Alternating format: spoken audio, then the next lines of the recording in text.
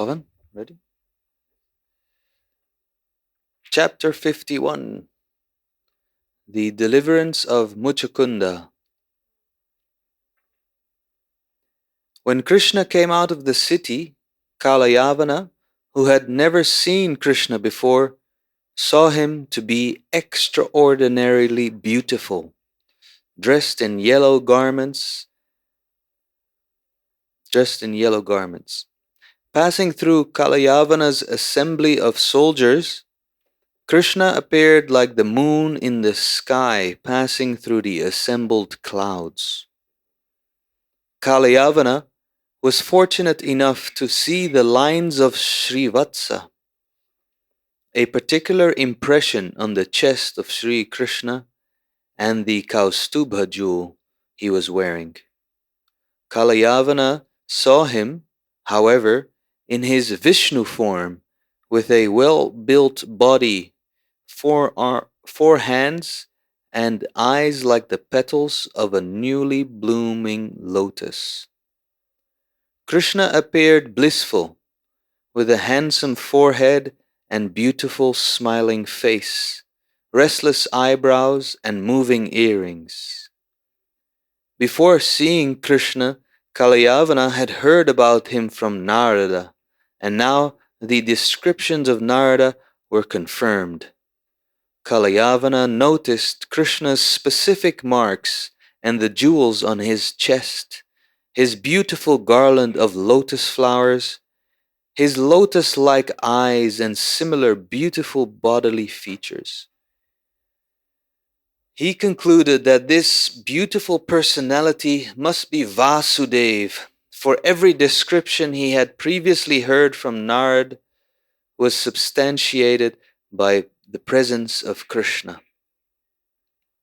Kalayavana was astonished to see Krishna passing through his army without any weapon in his hands and without any chariot. He was simply walking on foot. Kalayavana had come to fight with Krishna, and yet he had sufficient principles not to take up any kind of weapon. He decided to fight with him hand to hand. Thus he prepared to capture Krishna and fight. Krishna, however, went ahead without looking at Kalayavana. Kalayavana followed him with a desire to capture him, but in spite of his swift running, he could not capture Krishna. Krishna cannot be captured even by great yogis traveling at the speed of the mind. He can be captured only by those who follow the path of devotional service, and Kalayavana was not practiced in devotional service. He wanted to capture Krishna, and since he could not do so, he followed him from behind. Kalayavana began running very fast, thinking, "Now I'm near, I will capture him." But he could not. Krishna led him far away and entered the cave of a hill. Kalayavana thought that Krishna was trying to avoid fighting with him and was therefore taking shelter of the cave. He rebuked him with the following words: "O Krishna, I heard that you are a great hero born in the dynasty of Yadu, but I see that you are running away from fighting like a coward. It is not worthy of your good name and family tradition." Kalayavana was following, running very fast, but still he could not catch Krishna because he was not freed from all contaminations of sinful life. According to Vedic culture, anyone who does not follow the regulative principles observed by the higher castes, the Brahmanas, Kshatriyas, and Vaishyas, or even those observed by the laborer class, the Shudras, is called a Mlecha or Yavana. The Vedic social situation is so planned that persons accepted as Shudras can gradually be elevated to the position of Brahmanas by the cultural advancement known as sanskara, or the purificatory process. The verdict of the Vedic scriptures is that no one becomes a Brahmana or a Mleccha simply by birth. By birth, everyone is accepted as a Shudra.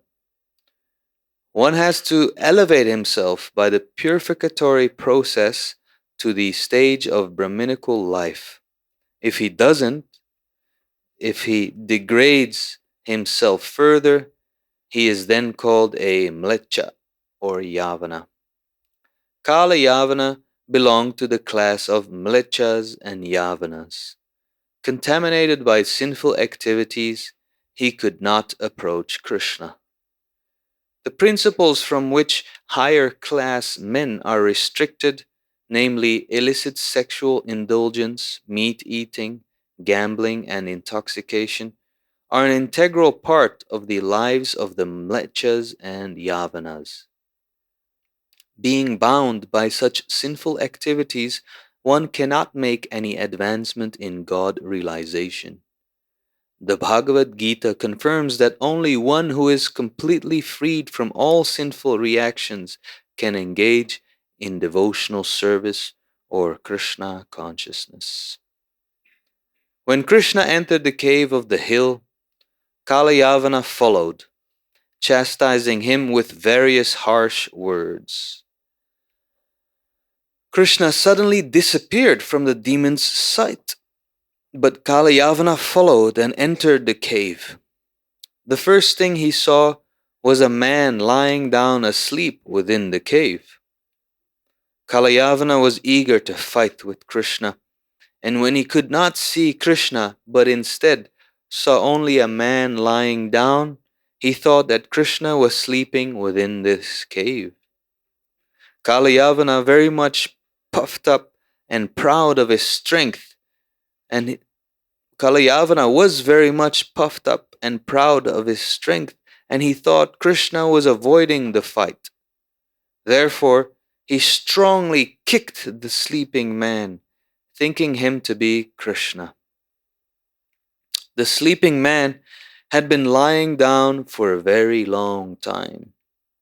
When awakened by the kicking of Kalayavana, he immediately opened his eyes and began to look around in all directions. At last he saw Kalayavana standing nearby.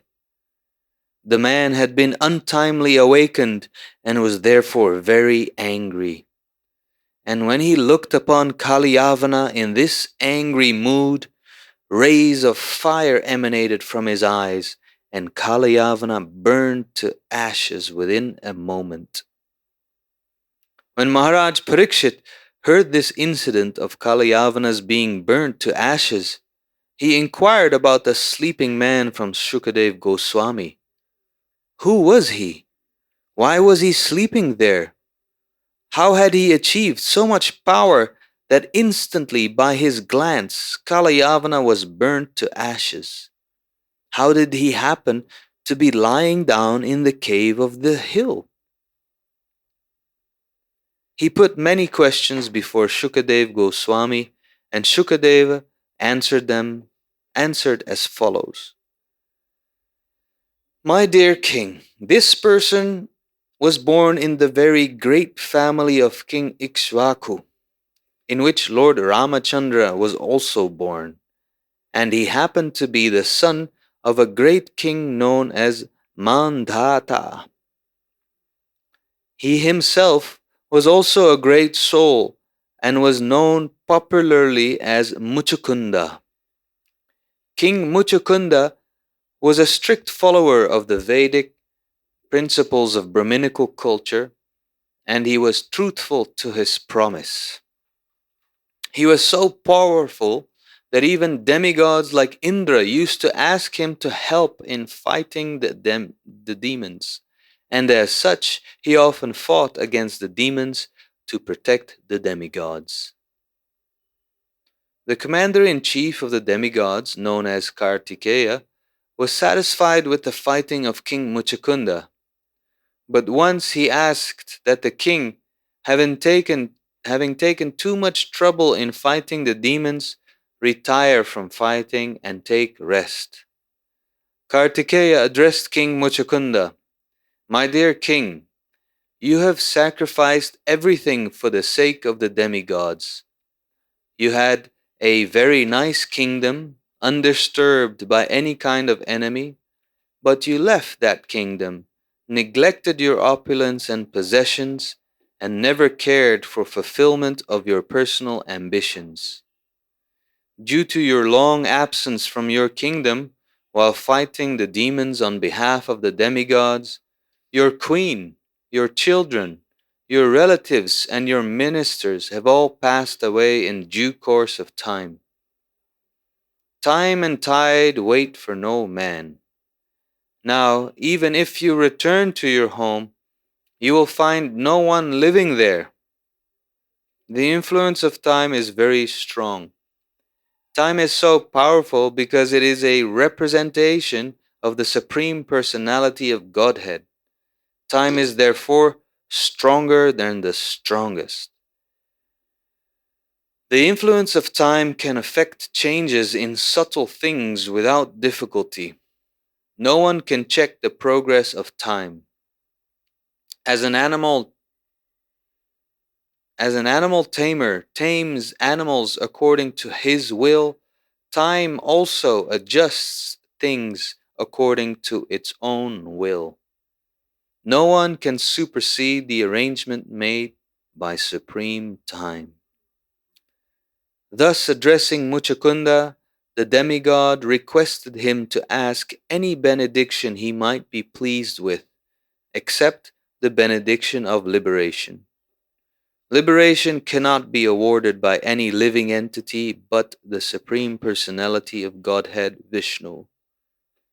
Therefore, another name of Lord Vishnu or Krishna is Mukunda, he who can award liberation.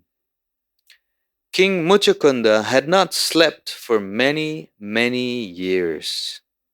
He was engaged in the duty of fighting, and therefore he was very tired. So when the demigod offered a benediction, Muchukunda simply thought of sleeping. He replied as follows: "My dear Kartikeya, best of the demigods, I want to sleep now, and I want from you the following benediction. Grant me the power to burn to ashes by my mere glance anyone who disturbs my sleep and awakens me untimely. Please give me this benediction." The demigod agreed and also gave him the benediction that he would be able to take complete rest.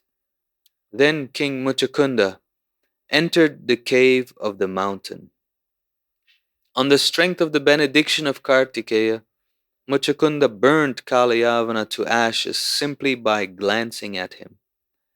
When the incident was over, Krishna came before King Muchukunda.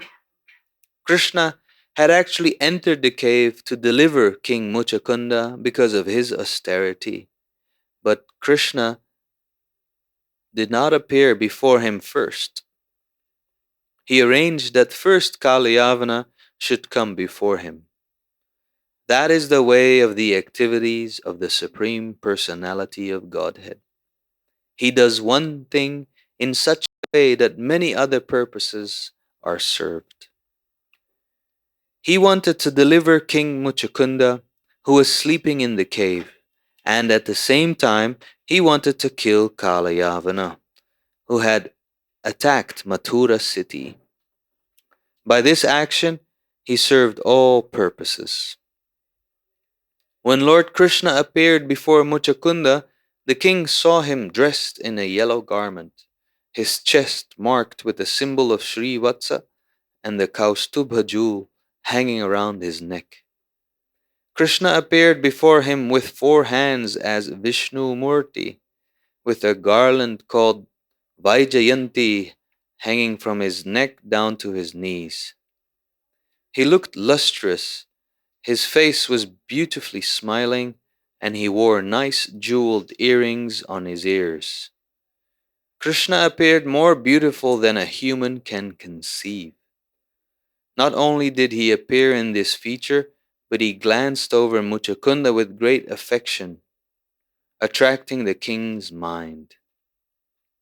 Although he was the Supreme Personality of Godhead, the oldest of all, he looked like a fresh young boy, and his movements were just like those of a free deer. Still, he appeared extremely powerful. His influence and vast power are so great that every human being should be afraid of him. When King Muchukunda saw Krishna's magnificent features, he wondered about his identity, and with great humility he asked the Lord, "My dear Lord, may I inquire how it is that you happen to be in the cave of this mountain? Who are you? I can see that your feet are just like soft lotus flowers. How could you walk in the forest full of thorns and pebbles? I am simply surprised to see this. Are you not, therefore, the Supreme Personality of Godhead, the most powerful amongst the powerful? Are you not the original source of all illumination and fire? Can I can I consider you one of the great demigods like the sun god, the moon god, or Indra, king of heaven? Or are you the predominating deity of some other planet? Muchukunda knew well that every higher planetary system has a predominating deity. He was not ignorant like modern men who think that this planet Earth is full of living entities and all other planets are vacant. No others are vacant. The inquiry from Muchukunda about Krishna's being the predominating deity of a planet unknown to him is quite appropriate. Because he was a pure devotee of the Lord, King Muchukunda could immediately understand that Lord Krishna, who had appeared before him in such an opulent feature, could not be one of the predominating deities of the material world. He must be the Supreme Personality of Godhead Krishna, who has many Vishnu forms. Muchukunda therefore took him to be Purushottama, Lord Vishnu. He could see also that the dense darkness within the mountain cave had been dissipated by the Lord's presence. Therefore, he could not be other than the Supreme Personality of Godhead. Muchukunda knew very well that wherever the Lord is personally present by his transcendental name, qualities, form, and so on, there cannot be any darkness of ignorance. He is like a lamp placed in the darkness. He immediately illuminates a dark place. King Muchukunda was eager to know the identity of Lord Krishna, and therefore he said, "O best of human beings, if you think I am fit to know your identity, kindly tell me who you are. What is your parentage? What is your occupational duty? And what is your family tradition?"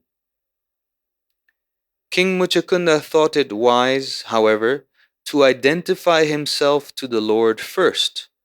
Otherwise, he had no right to ask the Lord's identity. Etiquette is such that a person of less importance cannot ask the identity of a person of higher importance without first disclosing his own identity. King Muchukunda therefore told Lord Krishna, "My dear Lord, let me first inform you of my identity. I belong to the most celebrated dynasty of King Ikshvaku, but personally I am not as great as my forefather.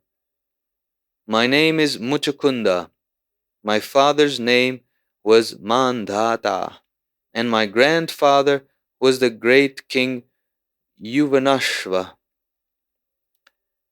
I was very much fatigued due to not resting for many thousands of years, and because of this all my bodily limbs were slack and almost incapable of acting.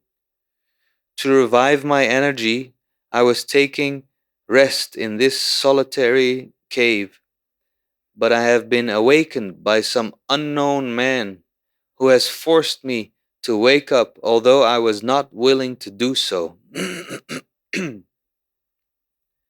For such an offensive act, I have burnt this person to ashes simply by glancing over him. Fortunately, now I can see you in this grand and beautiful feature. I think, therefore, that you are the cause of my killing my enemy. My dear Lord, I must admit that due to your bodily effulgence, unbearable to my eyes, I cannot see you properly. I can fully realize that the influence of your effulgence has diminished my power. I can understand that you are quite fit for being worshipped by all living entities. Seeing King Muchukunda eager to know about his identity, Lord Krishna answered smilingly as follows: My dear king, it is practically impossible to tell about my birth, appearance, disappearance, and activities. Perhaps you know that my incarnation, Anantadeva, has unlimited mouths, and for an unlimited time he has been trying to narrate fully about my name, fame, qualities, activities, appearance, disappearance, and incarnations, but still he has not been able to finish.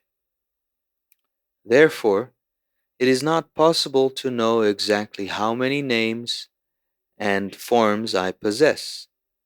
It may be possible for a material scientist to estimate the number of atomic particles which make up this earthly planet, but the scientist cannot enumerate my unlimited names, forms, and activities. Many great sages and saintly persons have tried to list my different forms and activities, yet they have failed to make a complete list. But since you are so eager to know about me, I may inform you that I have now appeared on this planet just to annihilate the demoniac principles of the people in general and re-establish the religious principles enjoined in the Vedas. I have been invited for this purpose by Brahma, the superintending deity of this universe, and thus I have now appeared in the dynasty of the Yadus as one of their family members. I have specifically taken my birth as the son of Vasudev in the Yadu dynasty, and people therefore know me as Vasudev, the son of Vasudev. You may also know that I have killed Kamsa, who in a previous life was known as Kalanemi, as well as Pralambasura and many other demons. They have acted as my enemies and I have killed them. The demon who was present before you also acted as my enemy, and you have very kindly burnt him to ashes by glancing over him. My dear King Muchukunda, you are my great devotee, and just to show you my causeless mercy, I have appeared in this cave. I am very affectionately inclined towards my devotees, and in your previous life, before your present condition, you acted as my great devotee and prayed for my causeless mercy. I have therefore come to see you to fulfill your desire. Now you can see me to your heart's content. My dear king, now you may ask from me any benediction you wish, and I am prepared to fulfill your desire. It is my eternal principle that anyone who comes under my shelter must have all his desires fulfilled by my grace. Unquote. When Lord Krishna ordered King Muchukunda to ask a benediction from him, the king was joyful, and he immediately remembered the prediction of Garga Muni, who had foretold long before that in the 28th millennium of Vaivasvata Manu, Lord Krishna would appear on this planet. As soon as he remembered this prediction, he understood the Supreme Person, Narayana, was present before him as Lord Krishna. He immediately fell down at his lotus feet and began to pray as follows. My dear Lord, O Supreme Personality of Godhead, I can understand that all living entities on this planet are illusioned by your external energy and enamored of the illusory satisfaction of sense gratification. Being fully engaged in illusory activities, they are reluctant to worship your lotus feet, and because they are unaware of the benefits of surrendering unto your lotus feet, they are subjected to various miserable conditions of material existence. They are foolishly attached to so-called society, friendship, and love, which merely produce different kinds of miseries. Illusioned by your external energy, everyone, whether man or woman, is attached to this material existence, and all are engaged in cheating one another in a great society of the cheaters and the cheated. These foolish persons, not knowing how fortunate they are to have obtained this human form of life, are reluctant to worship your lotus feet. By the influence of your external energy, they are attached to the glare of material activities, to so-called society, friendship, and love. Like dumb animals, to society, friendship, and love, like dumb animals that have fallen into a dark well. The example of a dark well is given because in the fields there are many wells, unused for years and covered over by grass, and poor animals, not knowing of them, fall into them, and unless rescued they die. Being captivated by a few blades of grass, the animals fall into a dark well and meet death. Similarly, foolish persons, without knowing the importance of the human form of life, spoil it simply for sense gratification and die without any useful purpose. Quote, My dear Lord, I am not an exception to this universal law of material nature. I am also a foolish person who has wasted his time for nothing. And my position is especially difficult. On account of my being situated in the royal order, I was more puffed up than ordinary persons. An ordinary man thinks he is the proprietor of his body or his family, but I began to think in that way on a larger scale. I wanted to be the master of the whole world, and as I became puffed up with ideas of sense gratification, my bodily concept of life became stronger and stronger. My attachment for home, wife, and children, for money and supremacy over the world became more and more acute. In fact, it was limitless. So I remained always attached to the thoughts of my material living conditions. Therefore, my dear Lord, I wasted so much of my valuable lifetime with no benefit. As my misconception of life intensified, I began to think of this material body, which is just a bag of flesh and bones, as the all in all, and my vanity, I believed, and in my vanity, I believed I had become the king of human society. In this misconception of bodily life, I traveled all over the world, accompanied by my military strength, soldiers, charioteers, elephants, and horses, assisted by many commanders, and puffed up by power. I could not trace out your lordship, who always sit within my heart as the most intimate friend. I did not care for you, and this was the fault of my so called exalted material condition. I think that, like me, all living creatures are careless about spiritual realization and are always full of anxieties, thinking, what is to be done? What is next? But because we are strongly bound by material desires, we continue to remain in craziness. Yet, in spite of our being so absorbed in material thought, inevitable time, which is only a form of yourself, is always careful about its duty, and as soon as the allotted time is over, your lordship immediately ends all the activities of our material dreams. As the time factor, you end all our activities as a hungry black snake swiftly swallows up a small rat without leniency.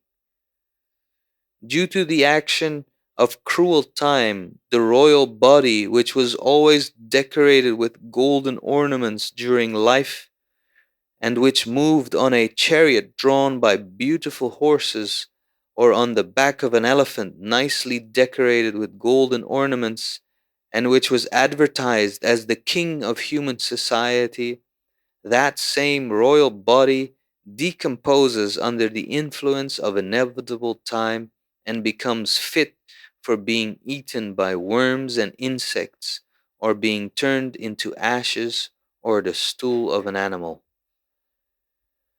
This beautiful body may be recognized as a royal body while in the living condition, but after death, the body of even a king is eaten by an animal and therefore turned into stool, or is cremated in a crematorium and turned into ashes, or is put into an earthly grave where different kinds of worms and insects are produced of it.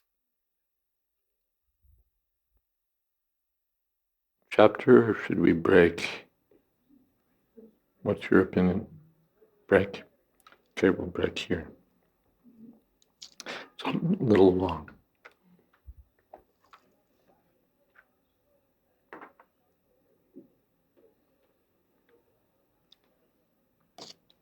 Om Jnana-timidandhasya Gyananjana Shalakaya Chakshurmilitam Jena Tasmai Shri Gurave Namaha Shri Chaitanya Manobhistam Sthapitam Jena Bhutale Swayam Rupa Kadamahyam Tadhati Shapadantikam Vandeham Shri Guru Shri Jatapadakamalang Shri Gurun Vaishnavamscha Shri Rupam Shagrajatam Shahagana Raganatan Vitam Stam Sajivam Sadvaitam Savadhutam Parijana Sahitam Krishna Chaitanya Devam Shri Radha Krishna Padan Shahagana Lolita Shri Vishakan Vitamscha He Krishna Karuna Sindho Dina Bandho Jagatpate Gopesha Gopika Kanta Radha Kanta Namostute, Taptakam Shanagaurangi, Radhe Vrindavaneshwari, Vrishabhanu Sute Devi, Pranamami Hori Priye, Vanchakolpatarubhyascha, Kripa Sindho Bhyevacha, Patitanam Pavanebhyo, Vaishnavebhyo Namo Namaha. Shri Krishna Chaitanya, Prabhu Nityananda, Shri Advaita Gadadhar, Shiva Shadi Gaur Bhaktavinda, Hare Krishna, Krishna Krishna, Hare Hare, Hare Rama, Rama Rama, Hare Hare. The history continues. When Dwarka was surrounded by the military force of Kalyavana, Krishna came out of the city unarmed, and the Muchukunda, Kalyavana saw him as being very beautiful, as per the description of Narada Muni, and Krishna just passed right through the army on foot. The Kalyavana chased after him.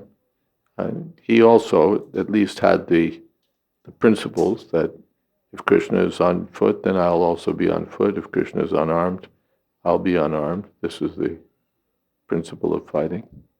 And he was chasing after Krishna.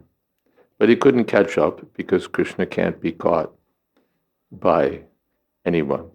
What is that?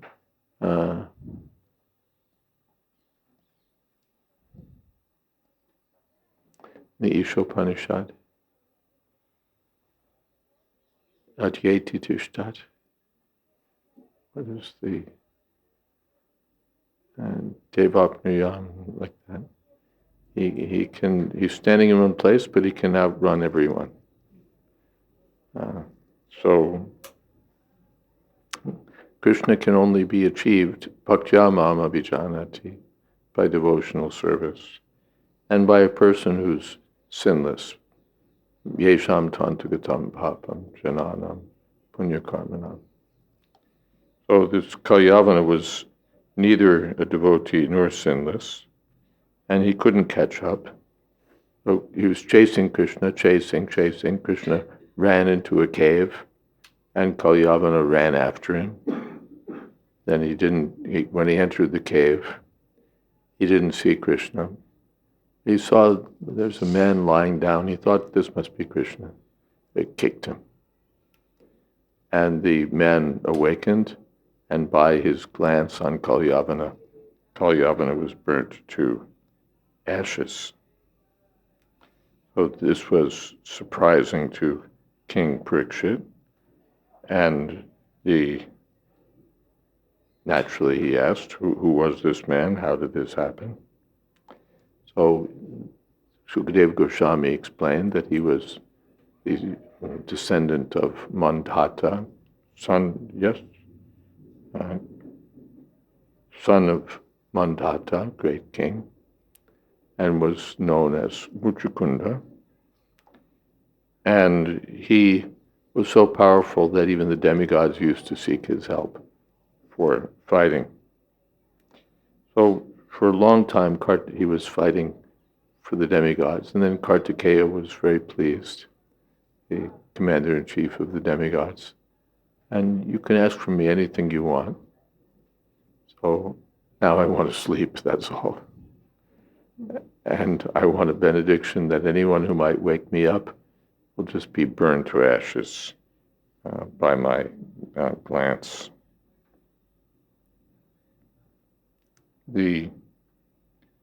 It was also mentioned, Kartikeya mentioned, you've been fighting for the demigods, so time is different. And therefore, anyone on earth that you might have thought of doing something for has already passed away long ago. your queen, your children, everyone. So this is the effect of time. Time is the Supreme Personality of Godhead, subtly represented, and no one can supersede the influence of time.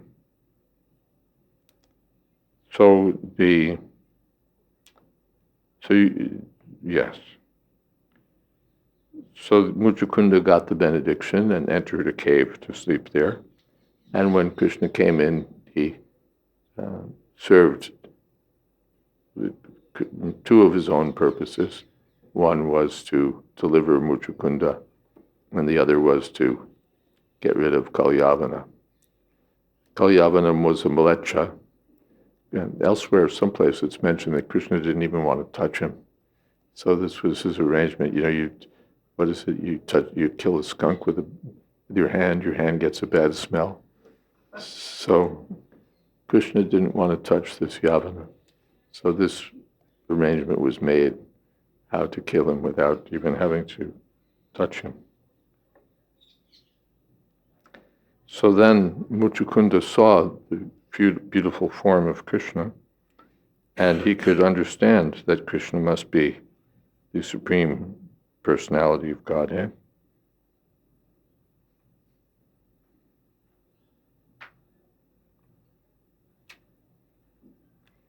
So he inquired. So first he told of his own identity. That's the system. You can't ask someone else's identity if you haven't told your own.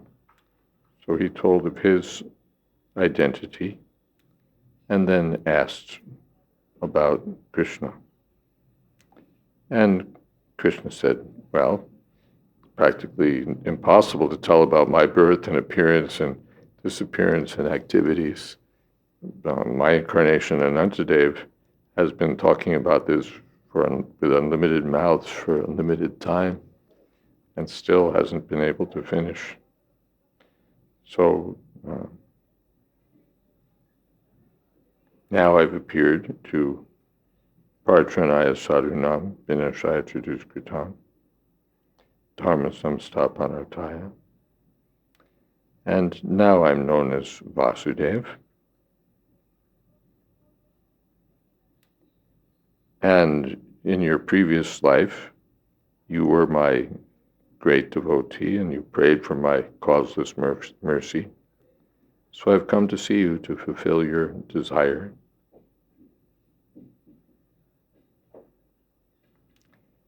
And the Lord offered Muchukunda to ask a benediction, and the king was joyful, but he didn't ask for anything material. He began these prayers, which we've started and will continue tomorrow. That people don't surrender to you because they're unaware of the benefits of surrendering to your lotus feet, and therefore they're subjected to the miseries of material existence. They're foolishly attached to society, friendship, and love, which merely make them more miserable. Everyone's illusioned, cheating one another, and they don't know how fortunate they are to have attained this human form of life, so they don't know how to use it by surrendering to your lotus feet. They're like animals that have fallen into a dark well and can't get out.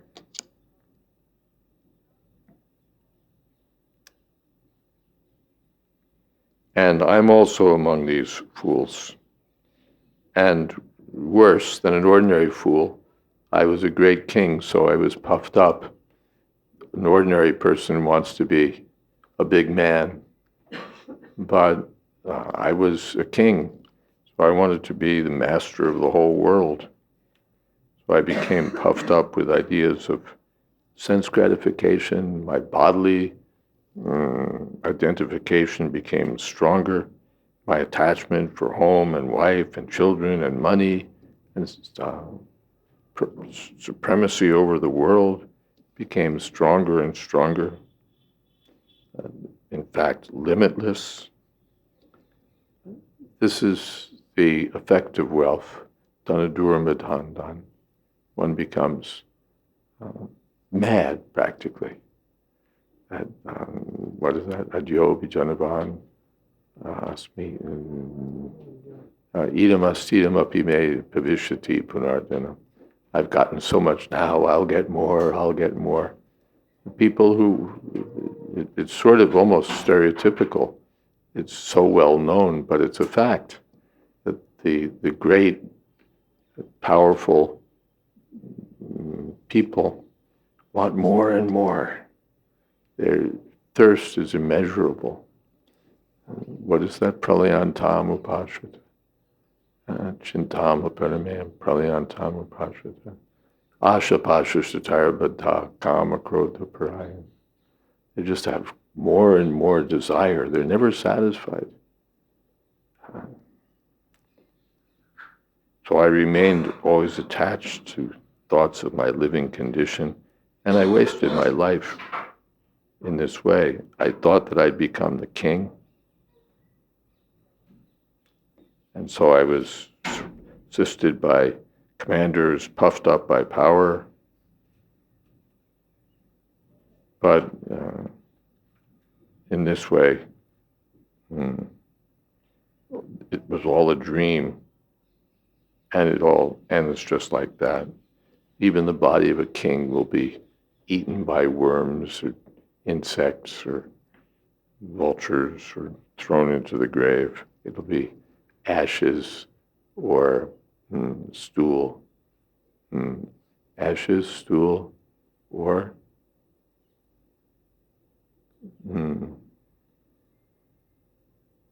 there's three.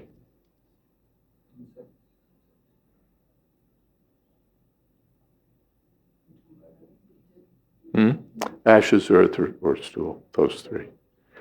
And so you may say king, but this is the fate of the king.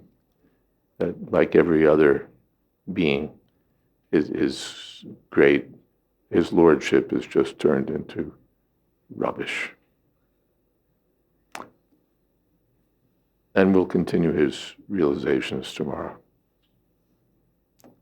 Are there some questions or comments?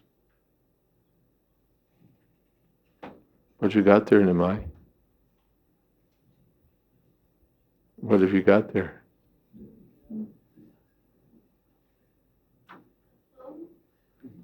What's on the phone? Games. Let's see. We were talking about that earlier in the day.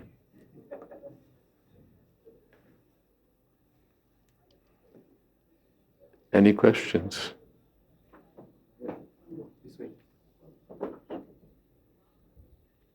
Hey Krishna Maharaj, even though we see Kalyavana was on the other side, but it appears that he still realized Krishna as the Supreme Personality of Godhead. Who did?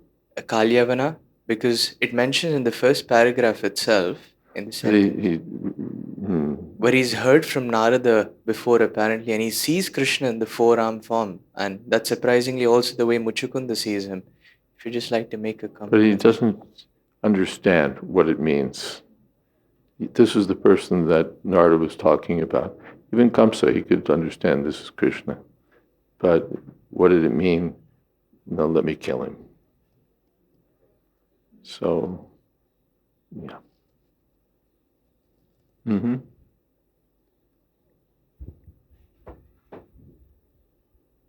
Hare Krishna. We read about Kalayana as a son of Gargamuni, who was produced due to the Gargamuni being offended. So, and he went in such extent that he begot it from the wife of, he begot him through the wife of Yavana king. So, might have been really heavy offense. Is there any details of this incident? It was briefly described, wasn't it?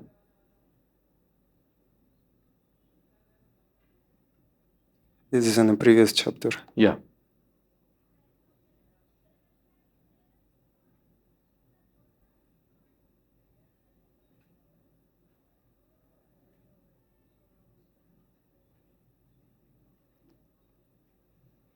He was taunted by his brother-in-law, and they laughed at him.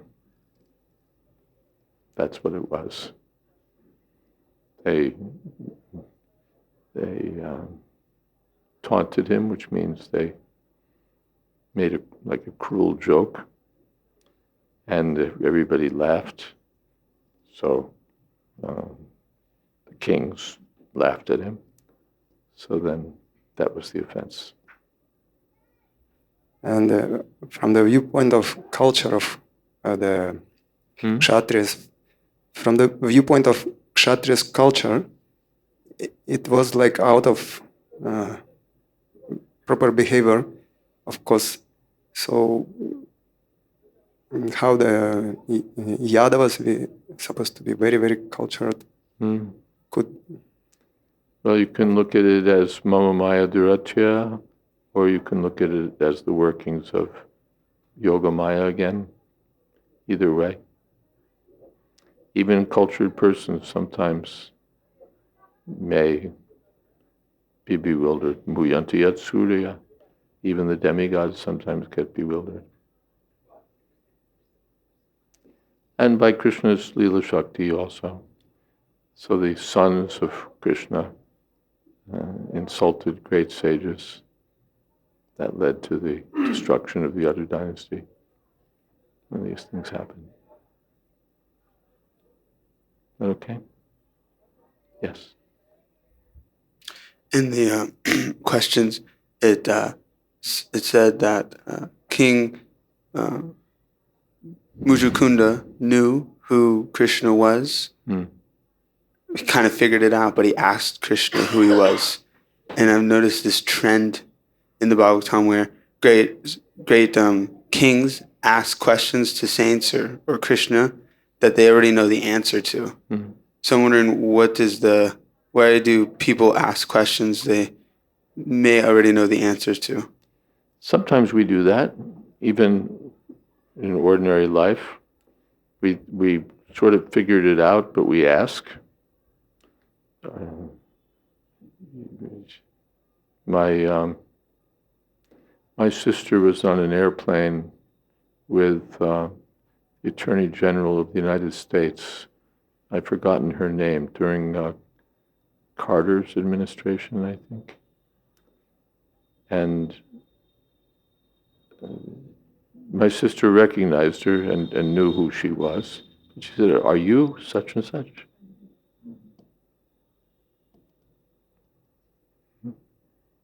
So even in ordinary life, we do that.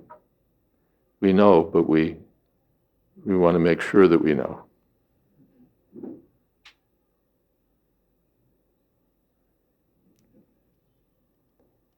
that okay? Yeah, I was wondering, could it also be that the Shukadev means parrot, so after... Shukadev what? Shukadev means parrot, so after the parrot eats the fruit, it's more relishable.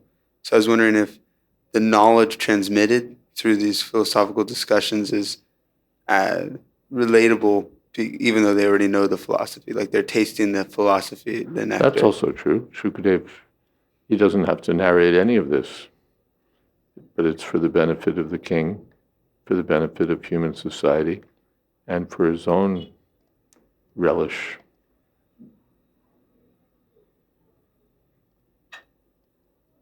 Is that okay?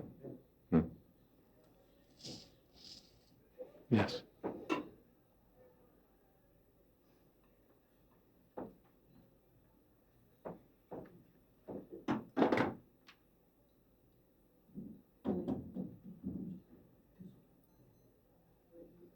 No, not yet.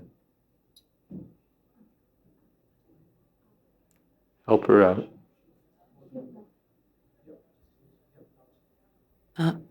Thank you.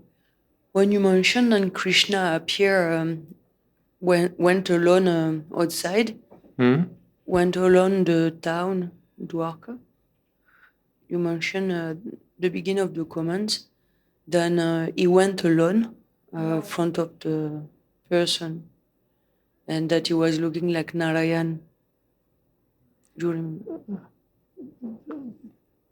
Your language is French.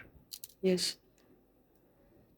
when you mentioned that Krishna went out, Yes.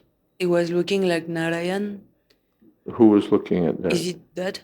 What was his The report? And when what he Kalyavana saw him as Narayan. yes. So what does he said to Kalyan? What did he say to Kalyavana? He didn't say anything. So what means his behavior? He went and he He just walked right through. Krishna just, like if you were all clustered by the door and I just walked right past everybody and didn't say anything to anyone, that's what he did. Just walked right through the army, didn't say anything to anyone. Is that okay? Good.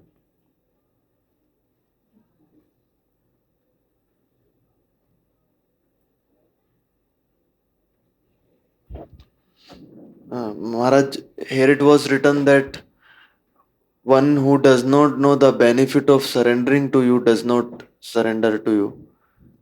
So, and in Bhagavad Gita also, like Jnanvan Mam Prapadyante. But a few days back we were hearing about how Hridaya Daurbalyam is there, and even though we philosophically understand things, still we are unable to take actions. So how to understand? So that's two reasons one doesn't surrender. Either he doesn't know, doesn't understand who Krishna is, or he understands, but because of his past impious activities, he can't do anything about it. Just he has knowledge, but he can't act on it. That was Dhritarashtra's position.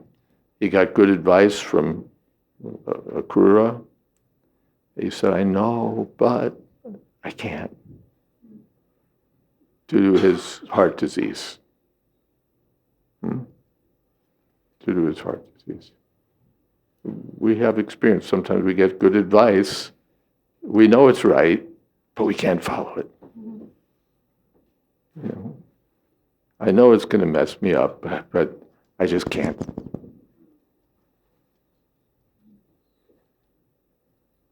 Like marriage.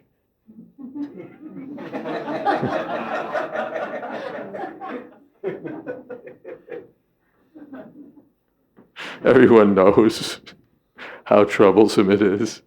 And still, people keep getting married. I can't understand it. Is that okay? Yeah.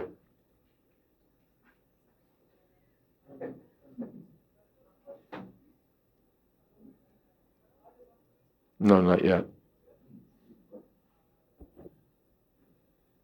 Maharaj, after reading all these stories and getting... You have to hold the microphone close. Yeah. So after reading the Krishna book and, all Prabhupada's books, how do you still get rid of a small shadow of doubt which might be there in your heart, that in these stories, basically? Like, how do you believe completely that this is true and it happened? What should we do? We still have some idea that maybe these are just stories. Yeah, like a shadow of doubt. Chant Hare Krishna. Cheto Darpana Marjanam. These doubts are there because of impurity of heart. The doubts are sometimes compared to demons. So therefore we're recommended to chant Hare Krishna and to serve and to associate with devotees. And gradually the heart will be purified, and then we'll realize the truths given here. Is that okay? Also, we might look a little critically at the power of our mind and intelligence. We think that we don't want to accept things blindly. We have to use our intelligence. We should also not blindly accept the power of our intelligence.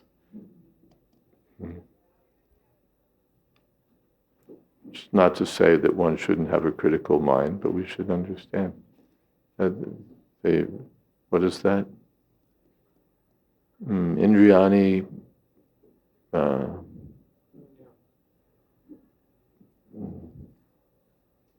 Andriyani manobudhira syadhisthanamuchate. The mind, intelligence, and senses are all polluted by Maya. So, therefore, Chaita Darpana Marjana. Is that okay? Thank you. Mm-hmm.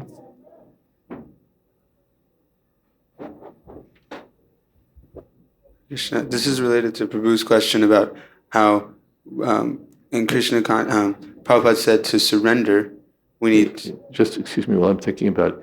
Even if we think that they're stories, let us go on hearing.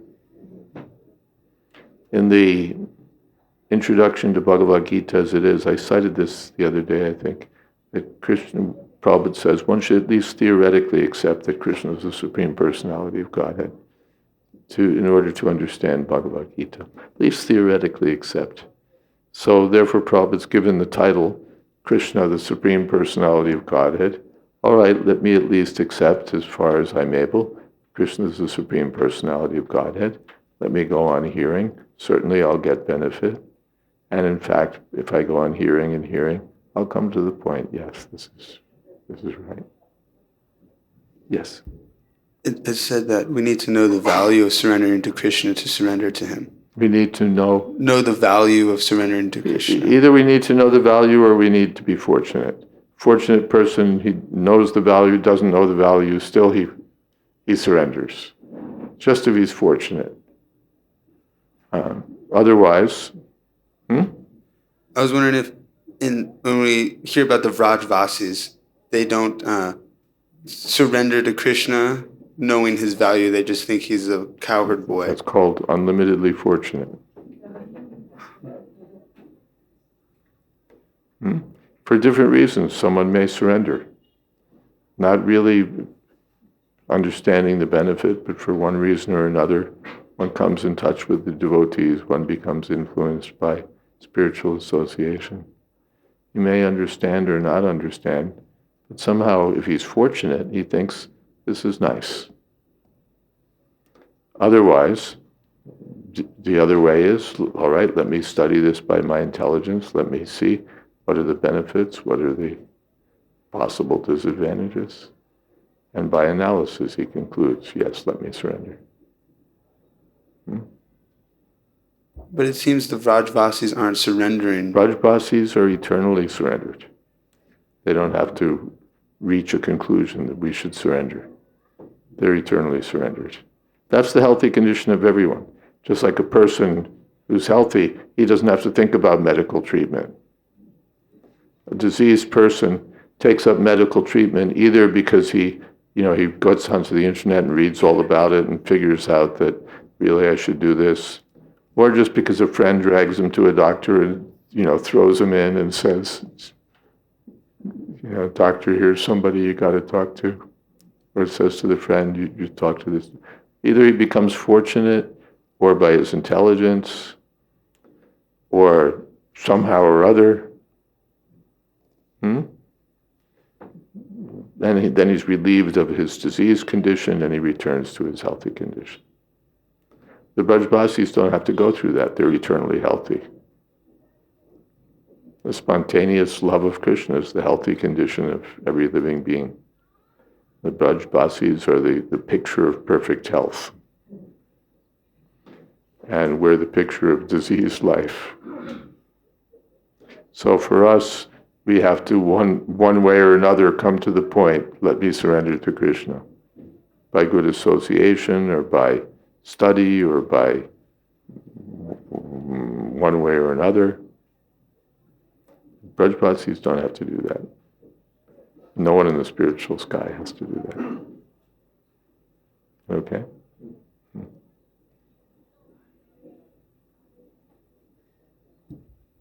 Either one understands the value or one is fortunate. But in both, is it like so that in both the cases fortune is required? even one understand Yeah, value. good fortune is required. A person who's unfortunate, even if he, you know, even if he reads the spreadsheet, he can't tally up the numbers right. He just can't get it right. So even after seeing all the glories of Krishna, unfortunate person thinks, well, yeah, but this or that or this or that, because of misfortune. Namam duskritana mudha prabhajet. But jana sukritana, a fortunate person, either looking for knowledge or looking for relief from distress or just being curious, whatever reason, he comes to Krishna.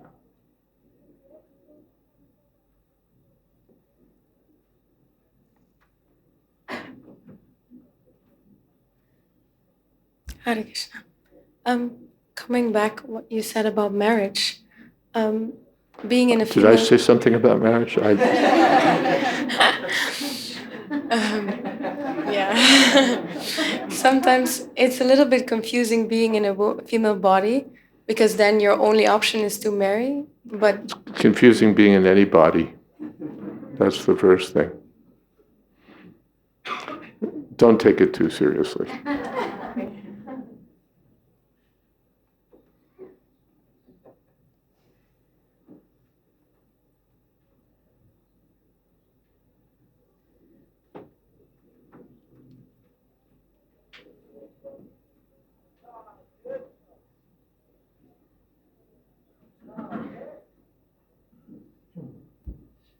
I was just thinking about how Krishna was, I suppose, walking and Kalyavana was running. And I'm just thinking how to conceive of And that. Yashoda Mai went all over to all the neighboring houses and gathered rope to bind Krishna. Then she kept adding rope and it kept showing up two fingers too short.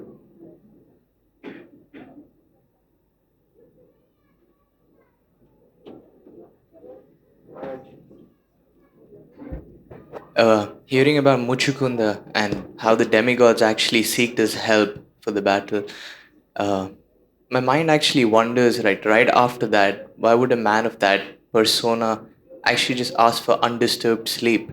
Well, you fight for the demigods for so many, thousands of celestial years, and then you'll know. I was wondering if there's anything that's commented on something. We'd have to look and see. Someone wants to look and see.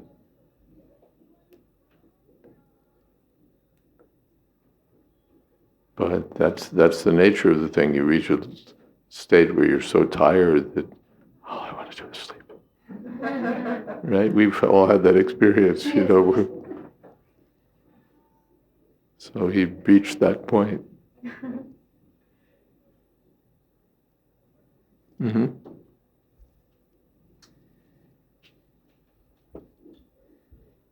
Hare Krishna Maharaj. I was struck by the beauty of the words used by Muchukunda Maharaj in his first interaction in the cave with Krishna. That is so wonderful. I mean, when we the devotees kind of come across spiritual masters, is that the right sort of approach to first of all kind of glorify the spiritual master? Yes, that's stated as one of the principles of devotional service in Nectar Devotion, I believe. One should glorify the spiritual master. Yeah. Not just flatter, but and not just what are the social noises. Thank you for the very nice class. That's not. It doesn't really mean anything. It's just a social noise. But the disciple glorifies the spiritual master.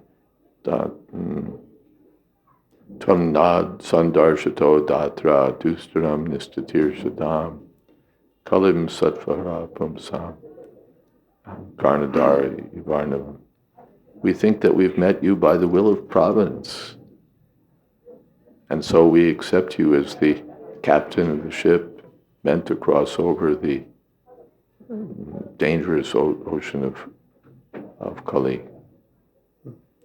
Sutta janasi bhadram te bhagavan sattvatam patihi deva kyam vasudevasya jato yasya chakirtra. You know why Krishna appeared as the son of Vasudeva and Devaki. So factually glorifying. Why do we want to hear from you? That's the traditional system. That not just, I have a question, or whatever, but some appreciation, glorification of the spiritual master should be there. Thank you. Yeah. The other point which was coming to my mind was the effects of seeing the Supreme Lord. So it is I'm just sort of seeking confirmation. Is the effect of seeing the Supreme Personality of Godhead, is that different for different people? Yes. By seeing the Supreme Personality of Godhead, that's described most vividly in the description of the wrestling arena. Krishna enters the wrestling arena and everybody sees him differently. The Kamsa sees him as death personified. Gopis see him as Cupid personified. The cowherd men see him as like their son. Wrestlers, fools saw him as an ordinary man. Everybody saw him differently.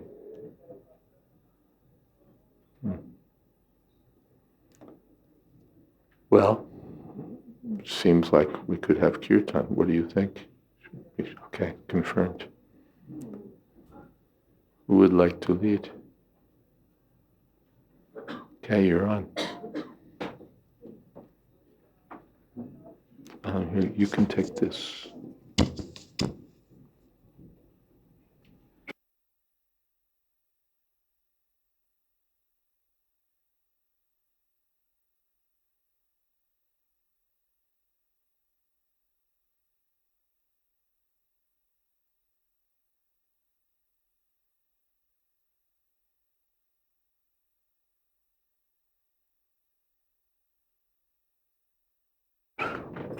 Hare Krishna. Namaho Vishnupadaya Krishna Pasthaya Bhutale Srimate Bhakti Vedanta Swami Niti Namine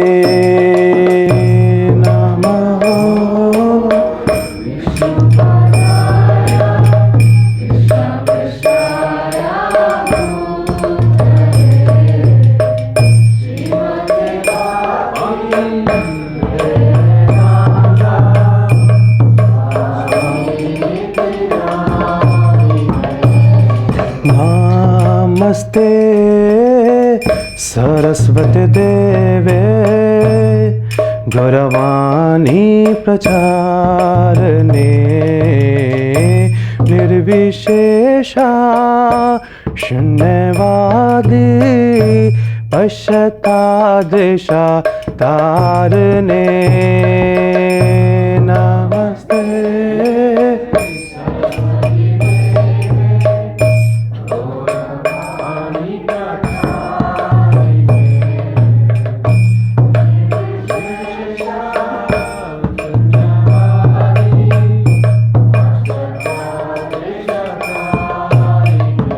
Jayo Shri Krishna Chaitanya Prabhu Nityananda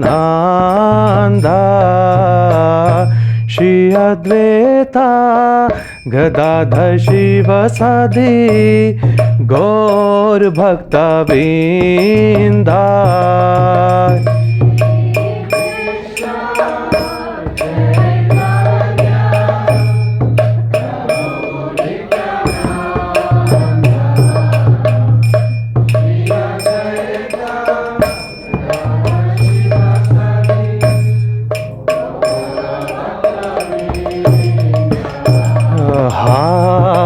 Krishna, Hare Krishna, Krishna Krishna, Hare Hare,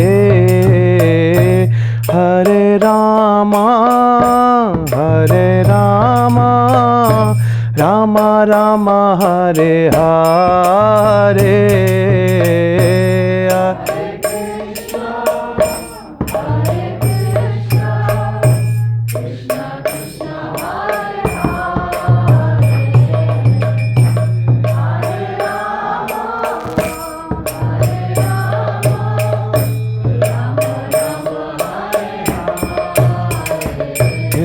Hare Krishna, Hare Krishna, Krishna Krishna, Hare Hare, Hare Rama, Hare Rama, Rama Rama, Hare Hare.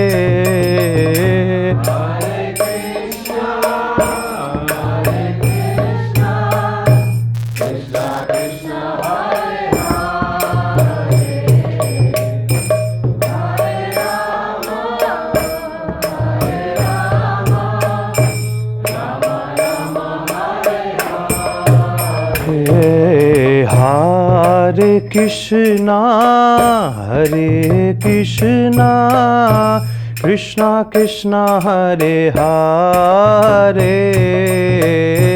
Hare Rama, Hare Rama, Rama Rama, Hare Hare.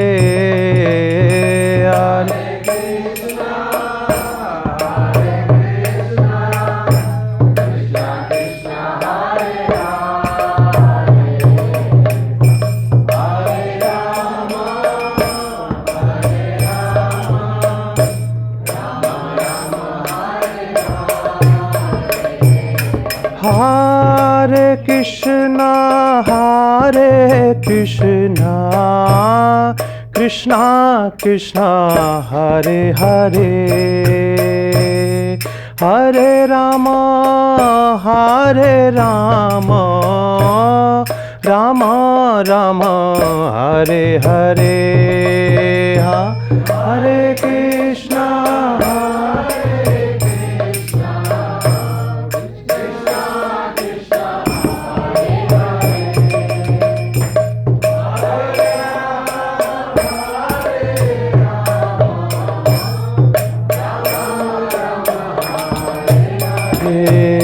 Hare Krishna, Hare Krishna, Krishna Krishna, Hare Hare, Hare Rama, Hare Rama, Rama Rama, Hare Hare.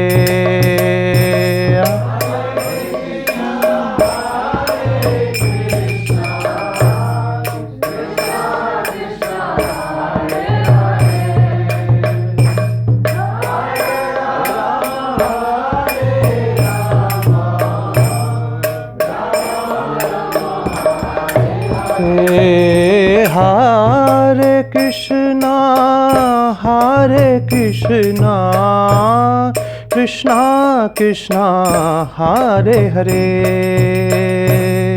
Hare Rama, Hare Rama, Rama Rama, Hare Hare.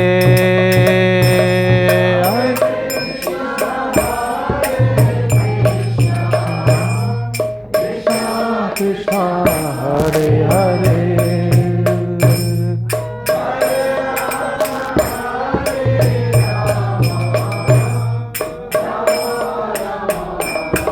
Hare Hare Krishna, Hare Krishna, Krishna Krishna, Hare Hare, Hare Rama, Hare Rama, Rama Rama, Hare Hare, Hare Hare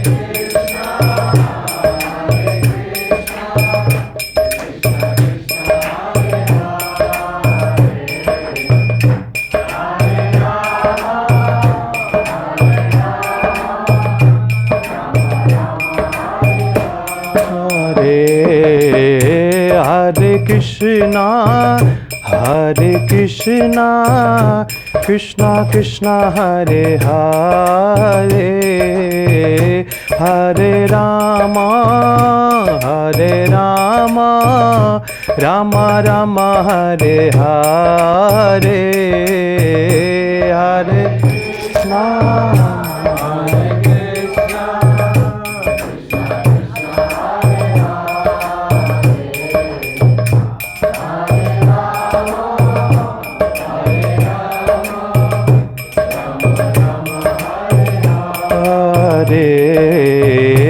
Hare Krishna, Hare Krishna, Krishna Krishna, Hare Hare, Hare Rama, Hare Rama, Rama Rama, Hare Hare, Hare Krishna.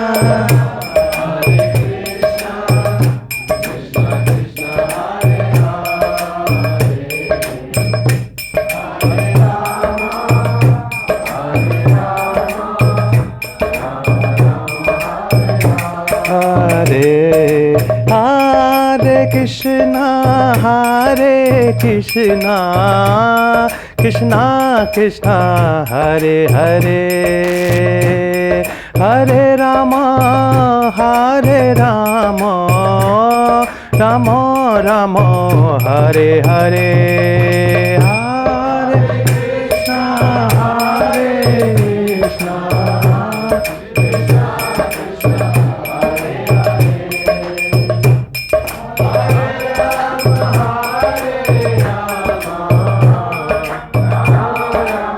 Hare Hare, Hare Krishna, Hare Krishna, Krishna Krishna, Hare Hare,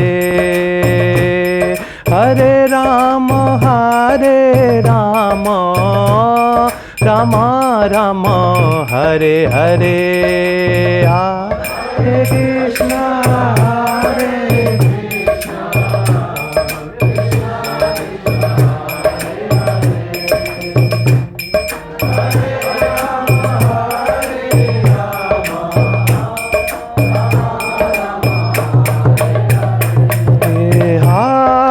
Krishna, Hare Krishna, Krishna Krishna, Hare Hare, Hare Rama, Hare Rama, Rama Rama, Hare Hare, Hare Krishna, Hare Krishna.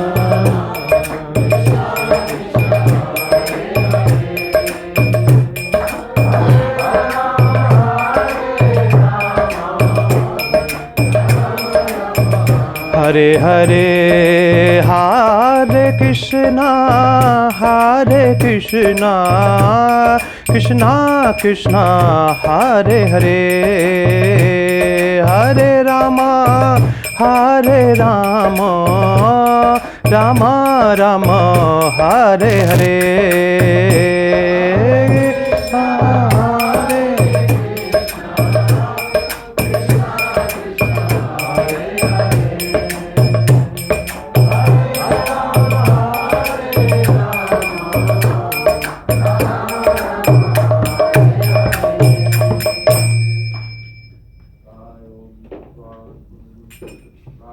Charjasto Saraswati Srimad A.C. Bhakti Vedanta Swami Maharaj Prabhupada Ki Jai, Ananta Koti Vaishnavrinda Ki Jai, Nama Charja Srila Haridas Thakur Ki Jai, Prem Se Kaho Shri Krishna Chaitanya, Prabhu Nityananda Shri Advaita Gadadhar, Srivasadi Gaur Bhaktavrinda Ki Jai, Sri Sri Radha Krishna Gop Gopinath, Sham Kund Radha Kund Giri Govardhan Ki Jai, Vrindavan Dham Ki Jai, Navadip Dham Ki Jai, Jagannath Puri Ki Jai, Gangamai Ki Jai, Jamanamai Ki Jai, Tulsi Devi Ki Jai, Bhakti Devi Ki Jai, Samaveta Bhakta Vrinda Ki Jai. All glories to the assembled devotees. All glories to the assembled devotees. All glories to the assembled devotees. Gaur Premanande. Thank you all very much for coming, and we'll continue with King Muchukunda's prayers tomorrow. Hare Krishna.